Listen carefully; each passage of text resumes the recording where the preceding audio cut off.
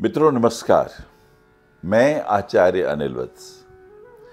अभी मुंबई में 19 और 20 तारीख को सुब्रमण्यम जी के एक ज्योतिष सेमिनार में मेरा जन्मपत्री को देखकर आपके घर का, आपके ऑफिस का वास्तु कैसे होगा, उस विषय पर मेरा लेक्चर था।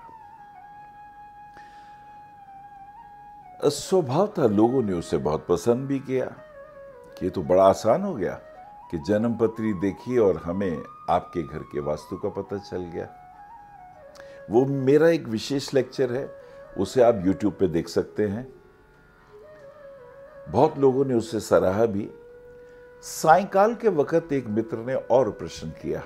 मेरा ध्यान उस दूसरे प्रश्न पर है कि क्या यह पता लग सकता है जन्मपत्री देखकर कि पिछले जन्मों में हम किस लोक से आए हैं? क्या इसी पृथ्वी लोक से आए हैं या सूर्य लोक से आए हैं, देवलोक से आए हैं? पितरलोक से तो नहीं आए कहीं, और ऐसा तो नहीं कहीं पाताल लोक से ही हमारा आना हुआ हो, और कहीं नरकों से आए हुए तो कैसे पता चलेगा? ऋषियों ने बड़े प्यारे प्यारे सूत्र दिए हैं, आप खुद अपनी जन्मपत्री में देख सकते हैं। जन्मपत्री में पराशर ऋषि ने जहां सप्तवर्गों की बात करी है, षड्वर्गों की बात करी है, वहां 10 वर्गों की भी बात है और षोडश वर्गों की भी बात है। तो हमें कैसे पता चलेगा? यदि लगन आपका इस जन्म का जन्म है, लगन का अर्थ होता है किसी आत्मा को 5 तत्वों का यह शरीर मिल गया।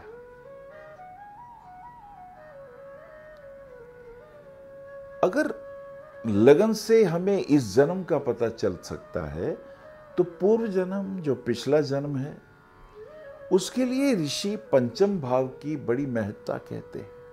5वें भाव से पूर्व जन्मों का भी पता चल सकता है। दृष्टांत से भी पता लगा सकते हैं। जैसे पहला तो D1 चार्ट हो गया, दूसरा होरा चार्ट हो गया, उसे D2 कहते हैं, और एक D3 चार्ट भी है जिसे दृष्टांत कहते हैं। दृष्टांत को भी अगर हम बारीकी से समझें तो उसके अंदर भी संज्ञात्मक एक विशेष परिचय मिलता है। तो पहली डिग्री 0 से 10 डिग्री तक उसके आचार्य ब्रह्मा जी के मानस पुत्र नारद जी हैं, और 10 से 20 डिग्री के बीच में ऋषि अगस्त है, और 20 से 30 डिग्री के बीच में ऋषि दुर्वासा है। अब इन 3 ऋषियों से हमें इतना तो पता चल ही जाता है कि ब्रह्मा जी के मानस पुत्र नारद जी, जो भक्ति के आचार्य हैं, जो प्रेम के, करुणा के, उनके हाथ में एक वीणा है, और नारायण नारायण निरंतर अहर्निश अपने इष्ट देव नारायण का ध्यान करते रहते हैं, और तीनों लोकों में उनकी अबाध गति है, मन से भी तेज चलते हैं, धर्म की स्थापना के लिए और अधर्म के विनाश के लिए। वो शायद इस ब्रह्मांड के सबसे पहले मीडिया के कहीं एक्सपर्ट हैं। आज के जितने चैनल आए हैं, उन सबसे ज्यादा प्रतिभाशाली रिपोर्टिंग करना, कहां क्या बात हुई, कहां धर्म के खिलाफ बात हो रही है, कहां अधर्म का चिंतन हो रहा है, कहां निजी स्वार्थों की बातें हो रही हैं, ये सारी रिपोर्ट नारायण को देते हैं, देवलोक के राजा इंद्र को भी देते हैं। कहीं भी जाते हैं तो वार्ता के प्रिय हैं। ऐसी अगस्त ऋषि कहते ना, उन्होंने पूरा समुद्र ही पी लिया था, यानी ज्ञान के भंडार। अगस्त ऋषि ने ही तो विंध्याचल पर्वत को कोई पार नहीं कर पा रहा था। तो अगस्त ऋषि के सम्मान में जब वो दक्षिण दिशा में गए तो विंध्याचल थोड़ा नीचे झुक गया और अगस्त ऋषि उसे पार करके दक्षिण दिशा में चले गए और ये कह के गए, जब तक मैं वापस ना हूं ऐसे ही झुके रहना। विंध्याचल आज भी झुका हुआ है। जितनी भी वैदिक बातें हैं, ध्यान की बातें हैं, अध्यात्म की चर्चाएं हैं, उसमें अगस्त ऋषि अद्भुत है। और दुर्वासा भगवान शिव के साक्षात अवतार। पल भर में क्रोध आ जाए, भस्म कर दें, श्राप दे दें किसी को भी। दूर्वा में ही जिनका स्थान हो, यानी मुख में दूर्वा ही रखते हैं, और जिनका वास दूर्वा के आसन पे हो, वो कहीं ज्यादा रुक नहीं सकते। दृष्कान अद्भुत है अपने में। पूर्व जन्मों के रहस्य इस दृष्कान से भी पता चल सकते हैं। आइए इस दृष्कान के माध्यम से हम जानें कि आपका जन्म किस लोक से हुआ है। जन्म पत्री का तीसरा भाव, जिससे आपके पराक्रम को देखा जाता है। आपके धन भाव का दूसरा भाव भी है, आपके लगन का तीसरा भी है,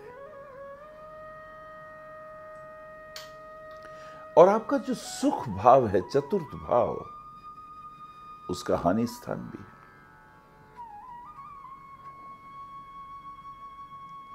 सप्तम भाव जो कि आपकी जन्म पत्री में आपके कलत्र का है, यानी पत्नी या पति का, उसका भाग्य स्थान भी है। बड़ा अद्भुत भाव है। 6 हाउस का कर्म स्थान भी है। तो इसकी व्याख्याएं तो बड़ी अद्भुत होने वाली है, लेकिन आज हम अपने टॉपिक पे सीमित रहेंगे कि पूर्व जन्मों में हम किस लोक से आए हैं, इस विषय पे चर्चा करें। तीसरा भाव, विपरीत परिस्थितियों में आप निर्णय कैसे लेते हैं। आपके भाई बहनों का, और वो भी छोटे भाई बहनों का सुख कैसा है, वो भी देखा जाएगा। आपका बल, आपका शौर्य, और सबसे अच्छी बात, विपरीत परिस्थितियों में आप किस प्रकार के निर्णय लेते हैं, क्योंकि आपके निर्णय से ही जो आपके छोटे परिवार के लोग होंगे, बच्चे होंगे, उनके आप प्रेरणा स्रोत भी बनेंगे। तो तीसरा भाव बड़ा अद्भुत है। ग्रहों का बल देखना हो तो षटबल में देख लीजिए। सूर्य इत्यादि 7 ग्रहों का बल हम षटबल में देख लेते हैं। और दृष्कान में सबसे इंपॉर्टेंट यह होता है कि उसमें से सूर्य और चंद्रमा का बल विशेष रूप से देखते हैं। सूर्य और चंद्रमा में से जो सबसे ज्यादा बली हो, उसे दृष्कान कुंडली में देखिए कि वो किसके दृष्कान में है। सबसे पहले सूर्य चंद्रमा के इनमें से कौन ज्यादा बली है। सूर्य ज्यादा बली है तो सूर्य को देखिए, चंद्रमा ज्यादा बली है तो उसमें चंद्रमा को देखिए। अब देखिए किसके दृष्कान में है। क्या ये गुरु के दृष्कान में है। गुरु की तो 2 राशियां हैं ना, धनु और मीन। अगर ये गुरु के दृष्कान में सूर्य चंद्रमा में से जो ग्रह बलवान है, वो गुरु के दृष्कान में पाया जाता है, यानी गुरु की राशि में पाया जाता है, धनु में हो या मीन में हो। तो समझ लीजिए आप देवलोक से आए हैं। कहां से आए हैं? देवलोक से। पूर्व जन्मों में देवलोक में थे, अर्थात चरित्रवान थे, विद्यावान थे, संस्कारी थे। माता पिता की इज्जत करते थे, गुरुओं का सम्मान करते थे, और जो भी धर्म के विषय में आपको निर्देश दिए गए थे उसका पालन भी करते थे। तो बहुत प्रीतिकर बात हो गई। अब देवलोक के गुण जो आपके पिछले जन्म के थे वो इस जन्म में भी देखे जाएंगे। आपको पढ़ने में इंटरेस्ट होगा, धर्म ग्रंथों को पढ़ेंगे, रामायण पढ़ने में इंटरेस्ट आएगा, भागवत पढ़ने में इंटरेस्ट आएगा, दुर्गा सप्तशती पढ़ सकते हैं, ध्यान कर सकते हैं, मेडिटेशन कर सकते हैं, सत्संग कर सकते हैं। ऐसे व्यक्ति को सत्संग में आनंद आता है। ऐसे व्यक्ति का जो चुनाव होता है वो गुरुओं की सेवा करना होता है। अब जैसे किसी को खाना अच्छा लगता है, किसी को घूमना अच्छा लगता है, पर ऐसे व्यक्तियों को गुरुओं के सत्संग में रहना अच्छा लगता है। धर्म की चर्चा हो, ज्ञान की चर्चा हो, बौद्धिक चर्चाएं हो, उपनिषदों की गाथाएं हो, गीता के गहरे रहस्य हो, गुरु के चरणों में बैठ के उन कथाओं को सुनता है। ऐसे व्यक्ति थोड़े क्रोधी भी होते हैं, उन्हें गलत चीज टॉलरेट नहीं होती, मांस मदिरा से दूर रहते हैं, काम वासना से भी दूर रहते हैं। ऐसा नहीं कि उनसे नफरत करते हैं, पर दायरे में एक पत्नी व्रत। अब आजकल तो कलयुग है ना, धर्म के नाम पर भी बहुत अधर्म होता है। आप सब जानते हैं ऐसे लोगों के आचरण जो कहते हैं वो करते हैं। स्वभावतः धनु लग्न आग्नेय है, धनु राशि आग्नेय है, तो ऐसे लोगों को क्रोध आता है, गलत चीज टॉलरेट नहीं कर पाते। ऐसे लोग अच्छे लेखक होते हैं, ऐसे लोग अच्छे प्रवचनकर्ता होते हैं, ऐसे लोग टीचर होते हैं, काउंसलर होते हैं, मोटिवेटर होते हैं, ऐसे लोग अच्छे एस्ट्रोलॉजर होते हैं, धर्मगुरु के पद पर आसीत होते हैं, शंकराचार्य होते हैं, शास्त्रार्थ करते हैं।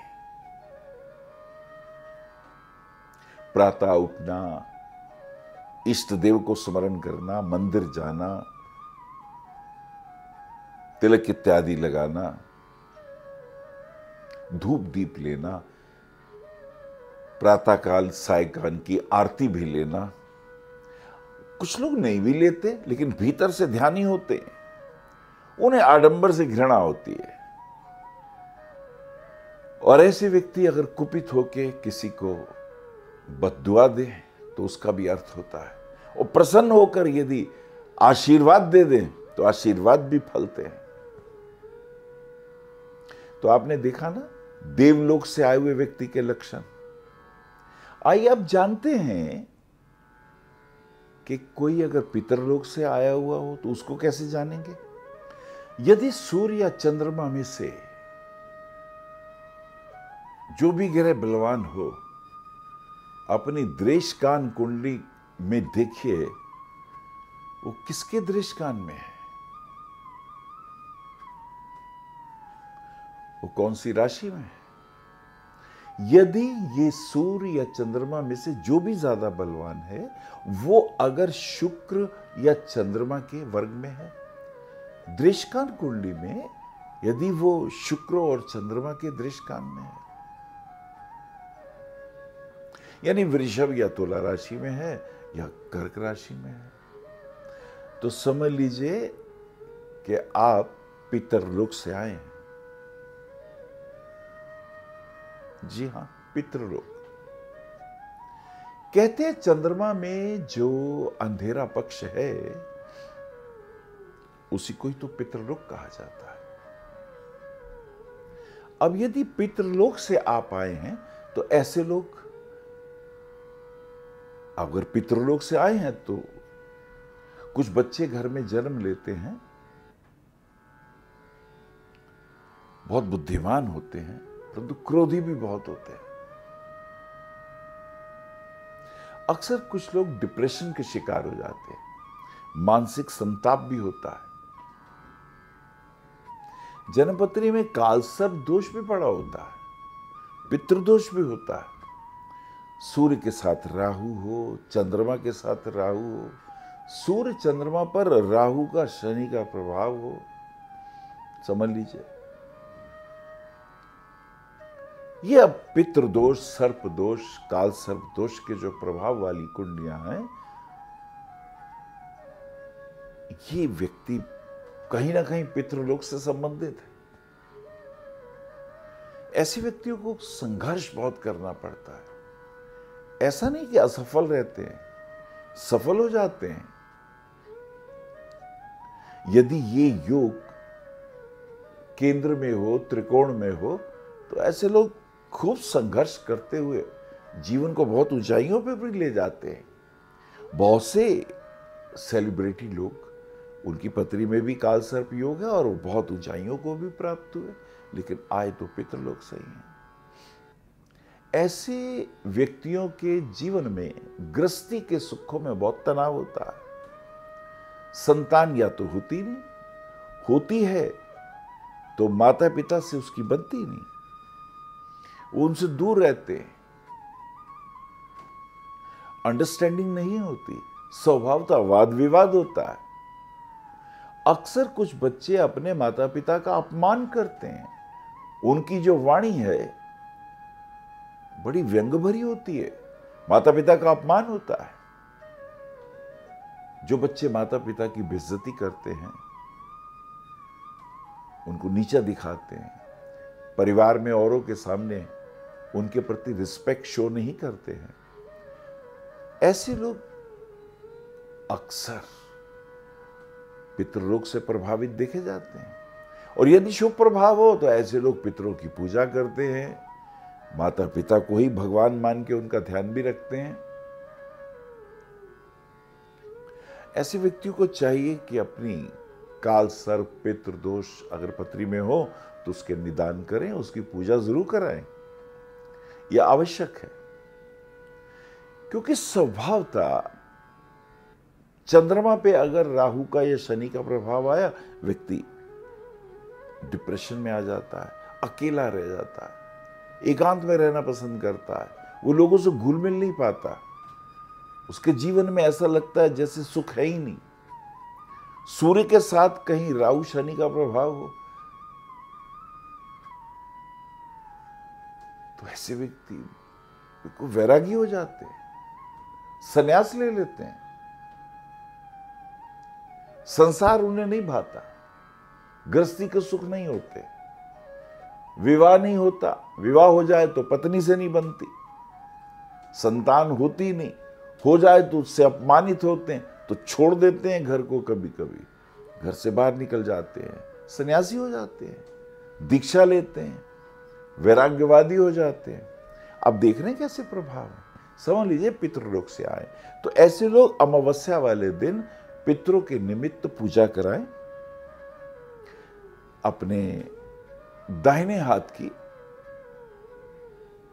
खासकर के इंडेक्स फिंगर और अंगूठी के जो बीच का स्थान है, इसे पितृ स्थान कहते हैं। कुशार रख के पितरों को जलांजलि देनी चाहिए। ओम पितृभ्यो स्वधा इस मंत्र का जाप करना चाहिए। ब्राह्मण को भोजन कराना चाहिए, विशेष रूप से अमावस्या वाले दिन। तो पितृ प्रसन्न होते हैं, उनका आशीर्वाद मिलता है, फिर आपकी गृहस्थी के अंदर सुखों की वृद्धि होती है। लेकिन सबसे बड़ा प्रमाण क्या है इसका? आप अपने माता पिता से दूर रहते हैं, अगर पास रहते हैं तो उन्हें सुख नहीं देते, उन्हें संताप देते हैं, उनका इंसल्ट करते हैं। और स्वभाव तो ऐसे में सपने में सांप दिखाई देना, पानी दिखाई देना, कभी कभी भयानक स्वप्न भी आते हैं, आप भयभीत हो जाते हैं, डर के मारे उठ जाते हैं।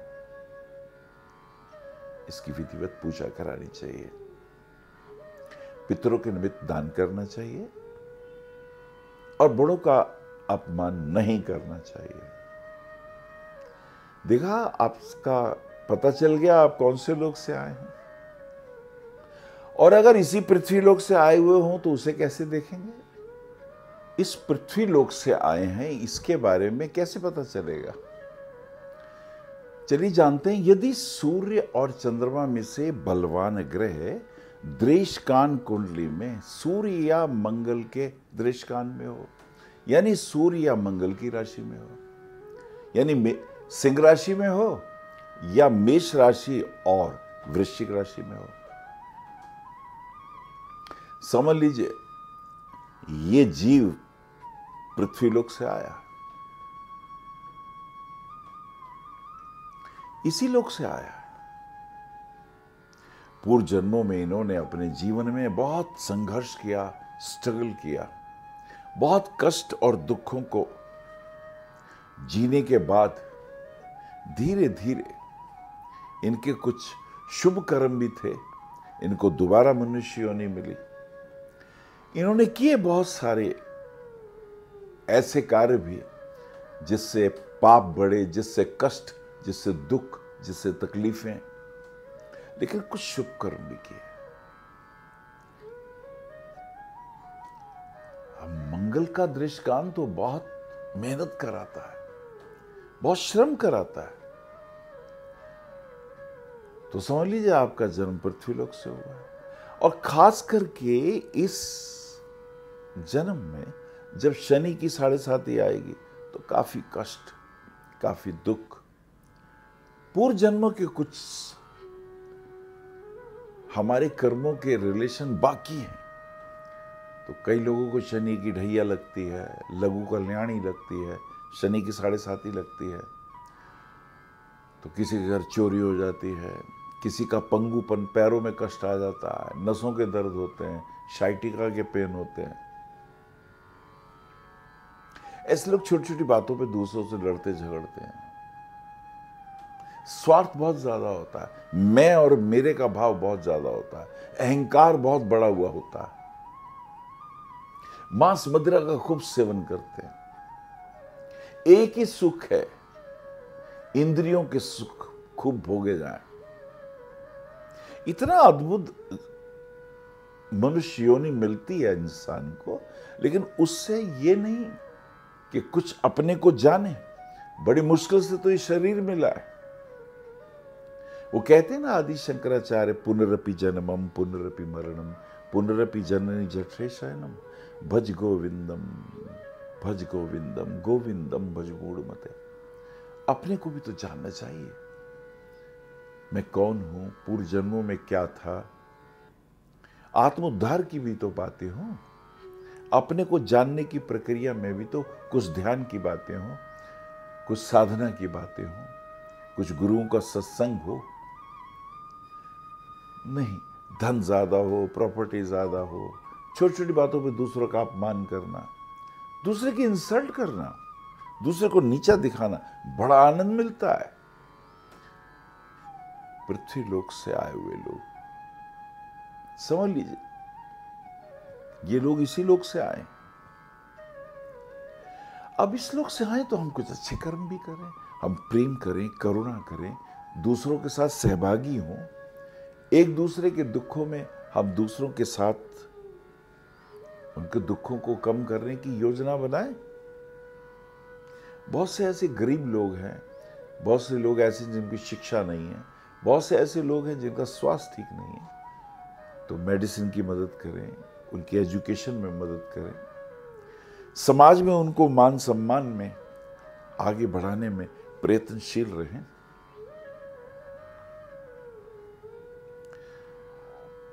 इस जन्म में एक्सीडेंट होना, चोट लगना, ऑपरेशन होना, बहुत से कष्ट भाइयों के साथ नहीं बनती है।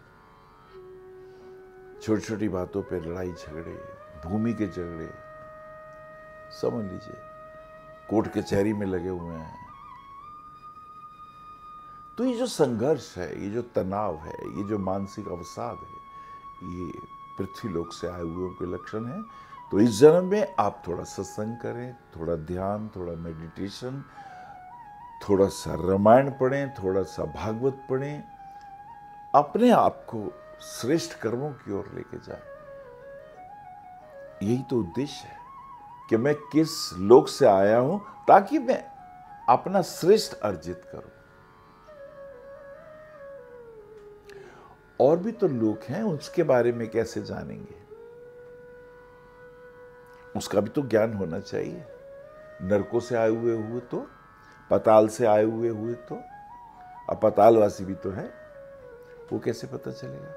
और यदि सूर्य और चंद्रमा में से बलि ग्रह दृष्कान में बुध और शनि की राशियों में हो, यानी उनके दृष्कान में हो,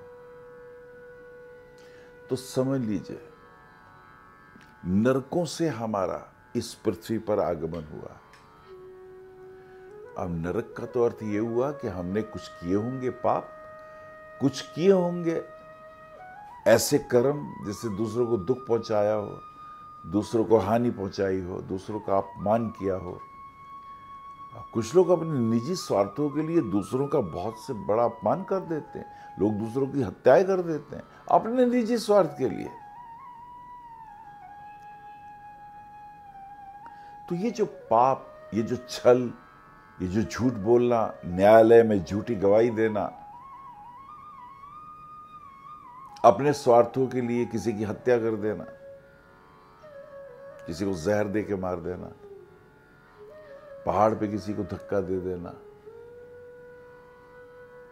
ये जो आगजनी की घटनाएं होती हैं, ये जो दुर्घटनाएं होती हैं, ये जो अकाल मृत्यु की स्थितियां हैं, ये जो बस मारना, अपमानित करना, धोखा देना, छल करना, विश्वास तोड़ना, वचन भंग करना, ये सारी परिस्थितियां व्यक्ति को नरकों की ओर ले जाती है। यानी पृथ्वी के नीचे भी तो लोक है। अच्छा, नरक का अर्थ आप यही मत समझ लें कि सब गलत ही है। नीचे के जो लोग हैं वहां पर अच्छे लोग भी रहते हैं। अब अपने आप को परिवर्तित करना, अपने आप को रूपांतरित करना। अब फिर सजा काटते हैं लोग। सजा काटने के बाद उनके कष्टों से न्यायालय ने सजा सुनाई। एक तो ये सजा है, एक यमराज के यहां भी सजा सुनाई जाती है। तो लोग फिर नरकों में जाते हैं, पाताल लोक में जाते हैं। बहुत सी योनियां समुद्र में पाए जाने वाले जीव हैं, कुछ कीड़े हैं, अब बहुत से ऐसे जानवर हैं जो जल में तैरते हैं, कुछ अंडज हैं, वो अंडे के मार्ग से प्रकट होते हैं, कुछ स्वेदज हैं, वो कहीं भी पसीना हुआ, गर्मी हुआ और जीव जंतु प्रकट हो गए। आपने देखा होगा बरसातों में बहुत सारे मच्छर बस एकदम प्रकट हो गए, शाम तक उनका जीवन भी समाप्त हो गया। और एक वो भी तो हैं जो जमीन से उगाए पेड़ पौधे,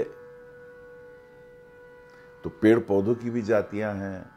अंडा मार्ग से निकले हुए भी योग जीव जंतु हैं। स्वेदज जो पसीने से पैदा होते हैं वो भी हैं। योनि मार्ग से आए हुए भी लोग हैं। बहुत से पशु हैं, पक्षी हैं। तो ये सब हमारे कर्मों के हिसाब से जब ये कर्म पूरे हो जाते हैं तो उसके बाद फिर आपको मनुष्य योनि मिलती है। तो बुध और शनि के दृष्टकान में यदि बलि सूर्य और चंद्रमा हो तो समझ लीजिए कि पूर्व जन्मों में नरकों से आना हुआ। तो अब अच्छे कर्म कीजिए, अब श्रेष्ठ कर्म कीजिए, अब लोगों की मदद कीजिए, अब अच्छे कर्म करें, झूठ ना बोलें, किसी का अपमान ना करें, किसी को दुख ना दें, माता पिता का सम्मान करें, भाई बहनों के साथ मिलजुल कर रहें, पड़ोसियों के साथ भी अच्छे से रहें, छोटी छोटी बातों पे दंगा फसाद ना करें। छोटी छोटी बातों से कुछ लोग होते हैं ना, लालच देते हैं, अगर तुम्हें ये किया तो तुम्हें ऊपर ये मिलेगा। ये सब झूठी बकवास। अगर ऊपर सब कुछ ऐसे ही मिलना होता तो ये जो राय दे रहे हैं तो वो क्यों नहीं करते ये काम? वो दूसरों को तो भड़काते हैं। उनसे पूछो तो आप ही कर लो ना ये काम, आप ही मरखप जाओ और सीधा पहुंचे ऊपर, सब कुछ मिल रहा है वहां। ये जो झूठे लालच, पर हम सीधे साधे लोग नहीं समझते। अपना स्वाध्याय करें, अध्ययन करें और प्रेम पूर्वक जिए तो आपने देख लिया कि हमें पूर्व जन्मों में कौन कौन से लोगों से आए, ये हमें पता चला। पता चल गया तो अब अच्छे कर्म करें, अब शुभ कर्म करें, अपने माता पिता का सम्मान करें, उनको अपमानित ना करें, अपने भाई बहनों से बेशक विचार ना मिलते हो अपमान ना करें। नहीं विचार मिलते ठीक है, वो अपने विचारों से जिए, आप अपने विचारों से जिए। जैसे दोस्ती कर रहे हैं, दोस्ती में विश्वासघात नहीं होना चाहिए, झूठी गवाही नहीं देनी चाहिए, झूठा मिथ्या दोष नहीं लगाना चाहिए। जो चीज आपने आंखों से ना देखी हो वो दूसरों के कहने से किसी के बारे में चरित्र का हनन नहीं करना चाहिए। बड़ा मजा आता है ना हमें किसी की चुगली करने में, निंदा करने में, किसी का अपमान करने में, किसी को कैरेक्टरलेस सिद्ध करने में बड़ा आनंद आता है। ये सब नरक लोक से आए हुए लोगों की पहचान होती है। कुछ लोग दूसरों की अच्छे गुणों को लेते हैं। अब बाग है, बाग में कांटे भी बहुत हैं, पुष्प भी हैं। कुछ लोगों की निगाह बस कांटों पे ही होती है, बस कांटा ही देखा, इसमें ये कमी है, ये कमी है, ये कमी है। कुछ लोग फूलों को देखते हैं, फूलों की सुगंध को देखते हैं। हर व्यक्ति में कोई ना कोई अवगुण है, कोई ना कोई कमी है। अगर अवगुणों को देखोगे तो संसार शत्रु हो जाएगा, और अगर उसके अंदर कुछ अच्छे कर्मों को देखोगे उसमें कोई क्वालिटी भी हो सकती है। हो सकता है व्यक्ति अच्छा तबला बजाता हो सकता है वो व्यक्ति अच्छी फ्लूट बजाता हो, अच्छा सिंगर हो सकता है उसमें कोई क्वालिटी हो, अच्छा पेंटर हो। अब अगर उसके अवगुणों को ही देख के उसकी निंदा करते रहोगे तो ये जो गुण उसके भीतर हैं ये तुम कैसे देख पाओगे? धीरे धीरे हमें अपना विकास करना चाहिए। तो जन्म पत्रिका, देशकान, उसमें छिपे हुए पूर्व जन्मों के रहस्यों को आपने जाना। अब जान गए तो उसमें अपना हम सुधार भी करें। फिर अगले वीडियो में मिलेंगे कुछ और एक नई जानकारी लेते हुए। अवश्य देखिए, और यदि ये पसंद आया हो तो इसे पसंद भी करिए, लाइक भी करिए, सब्सक्राइब जरूर करिए, ताकि लोगों को हमारे और आने वाले वीडियो पहले से ही उन्हें उसके बारे में पता चल जाए। नमस्कार। आप आचार्य श्री अनिल वत्स जी के आध्यात्मिक प्रवचन, ध्यान व ज्योतिष संबंधी मासिक राशिफल फेसबुक, यूट्यूब, www.astroanilvats.com पर भी देख सकते हैं। For appointment, भविष्य कथन, Monday to Saturday, 11 a.m. to 6 p.m. BE 279, Street number 6, Harinagar, New Delhi 110064. Phone number 98917 39999 98181 89993 981 088 7002 886-000-6030. Website www.bhavishyakathan.com. Acharya Anil Vats @gmail.com.